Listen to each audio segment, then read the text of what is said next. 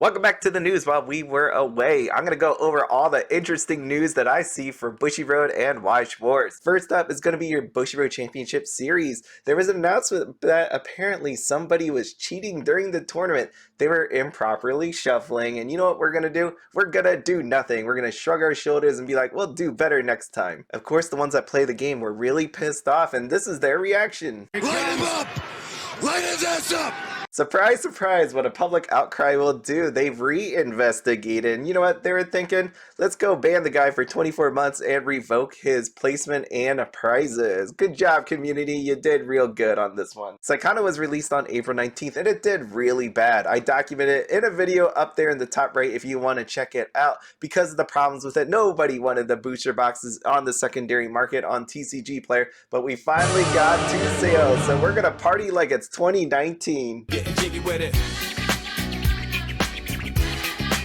Full transparency, there was a booster box case that was sold on April 25th for $950. In case you're wondering, there's been no SEC or SP sales on TCGPLAYER. I do reserve the right to have a celebration in the future. Please check on Facebook in the Weiss Schwarz groups for cheaper cards. Speaking of cheap, did you know you could get a beautiful looking SP from the Guilty Gear set for $9.99 if you throw $5 more in? I will give you some large fries and a delicious Coke made in Mexico. I know people are upset that I said the set was a failure, and I don't take that back. You take a look at the screen and tell me if they succeeded in their goal or not. Switching over to the Magic the Gathering, there will be Secret Lair release for Hatsune Miku. 4 to be exact, this is going to be your set number 1.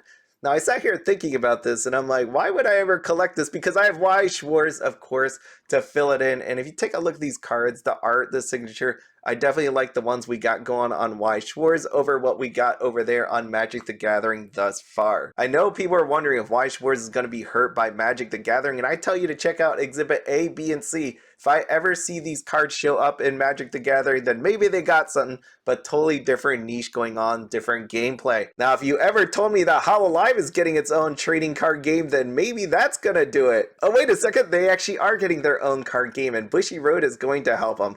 But that's okay, because it's just Hololive. What else could possibly happen out there in the world? Surprise, Quintessential Quintuplets is also getting their own TCG with the help of Bushiroad. As always, if you have any questions or comment, please feel free to write me down below. There is my mailing address. You can find my email address, Twitter, X. You have so many different ways to reach out to me.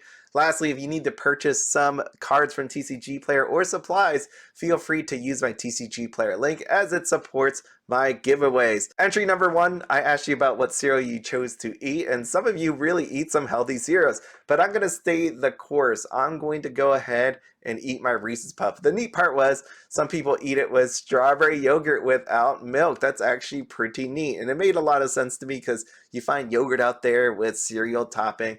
There are also people that wrote to me about how their preferences changed over time, and that was really cool to see. Or maybe you eat a different cereal depending if you have milk or no milk. As for entry number 2, what I'm asking you to do is submit what you are watching as an anime down there in the comments. You have until Saturday morning when I wake up to enter entry number 2. Now, I've been watching Windbreaker, I've been binging this thing, and it reminded me of Tokyo Revengers. So today for the channel member video, I'm going to just take a look back at Tokyo Revengers, and the booster box sitting there at $28.67. Is it worth it to actually purchase this sucker? Now, as always, have fun, be happy, don't spend anything outside your budget. Have a good one.